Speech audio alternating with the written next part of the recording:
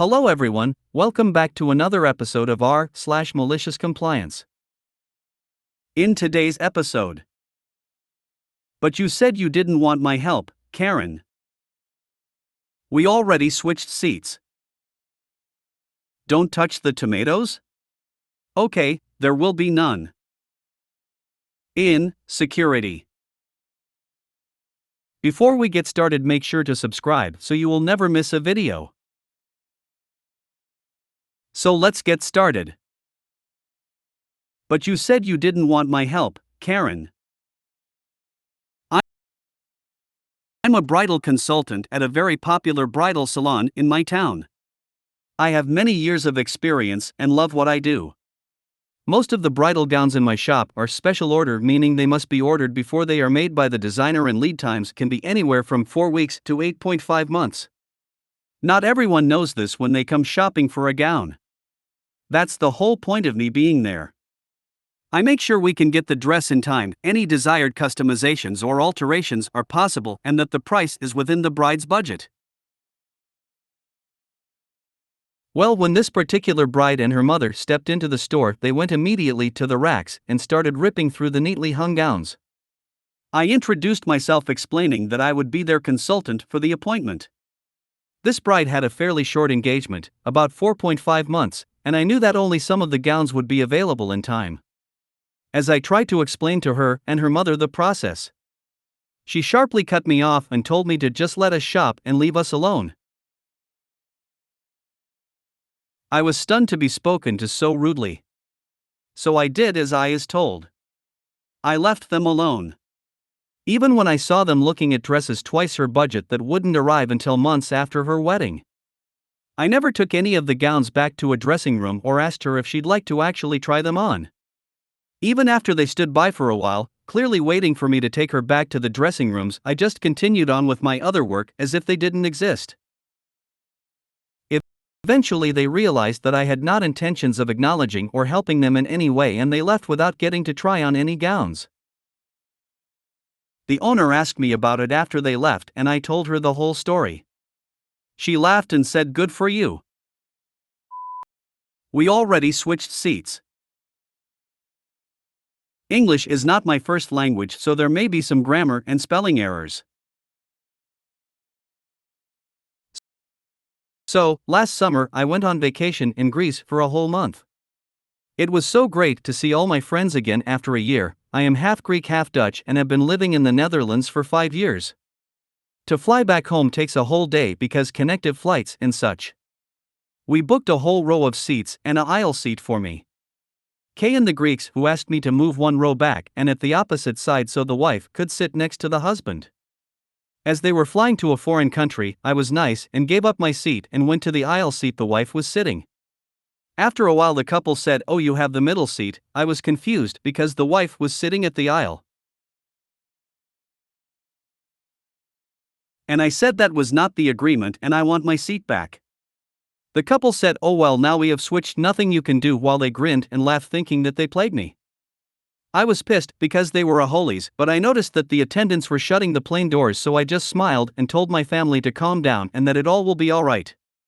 So after we have took off, it's a 3-hour flight, so it's not that short. I was still in an empty row. I had all the space to myself and was comfortably lying over 3 seats that I had to myself. The couple noticed and made a sour face. They asked if I could move to my original seat. That's when I said, "Oh well, now we have switched, nothing you can do." It was amazing to see my whole family and the surrounding seats trying to cover their laughs. Even the flight attendants were grinning. It's not a very exciting story, but I found it Reddit worthy. Not really sure if it fits in this subreddit, but I could not find a karma sub that I could post this in. Don't touch the tomatoes? Okay, there will be none. This happened to my mother recently. For context, the neighbor and her have driveways that are side by side with a small patch of dirty/gravel and weeds between that is basically no man's land and is just there. It's about 1.5 feet wide, runs the length of the driveway, and no one really takes care of it, leaving it as a border. My mom also has plenty of tomatoes growing in the backyard, including cherry tomatoes that are a favorite of crows stealing and other birds. Now this spot was a favorite for birds to drop the tomatoes or pick them apart because there were no dogs there while they were in the backyard or main yards, or at least that's how my mom tells it. Eventually, the seeds sprout and there are small tomato plants starting to grow.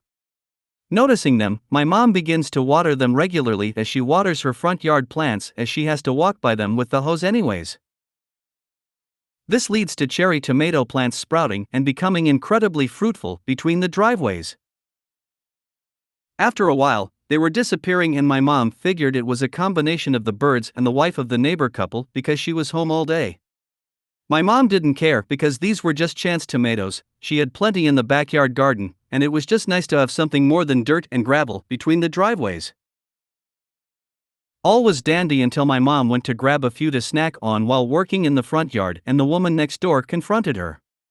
She told my mother those were not her tomatoes and she needed to leave them alone. The neighbor woman continued that the patch of dirt and gravel was on her property, not my mother's, though our water meter was in it and ultimately it was likely a 50-50 split if you even cared to look, which when it was just nothing, no one cared to. So rather than argue with her, my mom said it was fine and she was leave them alone. A few weeks later they had started to dry up and die without the frequent watering from my mom, eventually ending in the dirt and gravel patch becoming just that again.